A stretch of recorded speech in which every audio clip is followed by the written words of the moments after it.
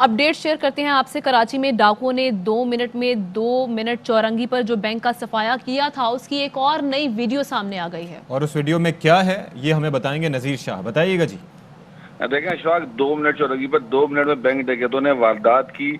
उनकी मोटरसाइकिल खराब थी, फिर भी मुलजमान फरार हो गए। कैसे, इसकी हमने सीसीटीवी फुटेज हासिल की है जिसमें देखा जा सकता है कि बैंक डकैती के बाद 2 मुलजमान भागकर फरार हो रहे। ये 4 मुलजमान थे जो एक सड़क की दूसरी जानिब थे और 2 इस जानिब थे। और एक मुलजिम के हाथ में 10,35,000 से भरा हुआ थैला भी देखा जा सकता है। और इसमें एक दूसरे मुलजिम ने असले के तौर पर मोटरसाइकिल पर जाते शहरी को रोका और शहरी से जो मोटरसाइकिल जब ये छीन कर फरार होने लगे तो वो मोटरसाइकिल भी इनसे बमुश्किल ही चलाई गई, क्योंकि वो भी बाज़ाहिर देखने में खराब लग रही थी। और मुलजमान ने अंधाधुंध फायरिंग की और मुलजमान की फायरिंग से एक गाड़ी के शीशे, बैंक के शीशे और खंबे पर भी गोलियां लगी। और ये मुलजमान एक और तो सीसीटीवी नजीर शाह, फुटेज में ये क्या वक्त थम सा गया था या फिर सीसीटीवी में कोई मसला था कि ये 2 मिनट में ये वाकया हुआ कैसे? डाकू आए, बैंक में दाखिल हुए, जो गार्ड था उसने मुजाहिमत नहीं की, लेकिन लगता ये है कि कैशियर समेत जो बैंक का अमला था वो तैयार बैठा था पैसे हैंड ओवर करने के लिए, और उसके बाद वारदात मुकम्मल करके पुलिस मुकाबले में भी शरीक हुए और उसके बाद फरार भी हो गए खराब बाइक के बावजूद।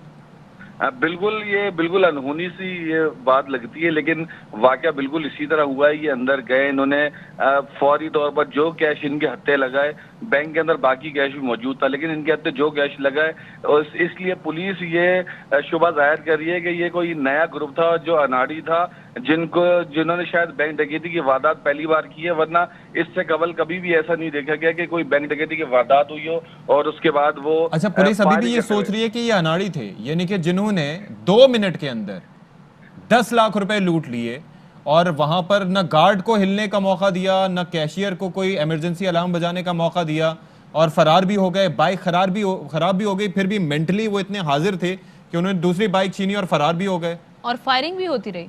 देखिए, बल्कि ना सिर्फ ये बात, बल्कि एक और फुटेज है जो इस वक्त हम हासिल नहीं कर सके, उसमें ये देखा जा सकता है कि जैसे ही ये बैंक से बाहर निकले तो वहां पर 15 की पुलिस मोबाइल भी मौजूद थी। और ये जो मुलजिमान जो फायरिंग कर रहे हैं वो उस मोबाइल को देखकर कर रहे हैं। अच्छा। उस मोबाइल का ये कहना था कि हमने मुलजिमान पर इसलिए फायरिंग नहीं की कि इससे किसी और शहरी को गोली ना जा लगे। और अच्छा, पुलिस 15 के देखते ही देखते वो चारों मुलजिमान 2 अलग मोटरसाइकिलों पर फरार हुए। यानी कि इस तरह का बयान देने से बेहतर था कि वो निशानेबाजी की मशक ही कर लेते, कि कम से कम ये आर्गुमेंट तो ना देते कि हमने फायरिंग इसलिए नहीं की कि जनाब किसी और को गोली लग जाती। देखें, 15 बेसिकली वैसे तो अच्छा काम कर रहा है, लेकिन इनको रिफ्रेशर कोर्स की जरूरत है, क्योंकि इनके पुलिस का जो निशाना है वो होना ही ऐसा चाहिए कि उनमें शक व शुबे की गुंजाइश ही ना हो। वो अगर टांग पे मारे तो टांग पे ही लगे। लेकिन माजी में जिस तरह के वाकयात होते रहेंगे, पुलिस मुकाबलों में कोई शहरी मारा जाता है तो फिर इनको जी बिलाशुबा प्रेशर ऑब्वियसली मौजूद है, लेकिन ऑब्वियसली पुलिस का काम है कि ऐसे वाकयात की रोकथाम करना। नॉर्मली इस तरह के वाकयात में होता यह है कि जो बैंक के गार्ड हैं उनको शको शुबे की निगाह से देखा जाता है, और अक्सर ऐसा होता भी है कि गार्ड्स भी मुलव्विस होते हैं इस तरह के वाकयात में। लेकिन गार्ड्स की तरबियत किस तरह की होती है ये भी एक सवालिया निशान है। उनको गोलियां चलाने की इजाज़त होती भी है, और जो असलहा भी उनके पास होता है वो मुकम्मल तौर पर जो है ज़ाहिर है कि फायर करने के किस हद तक काबिल होता है।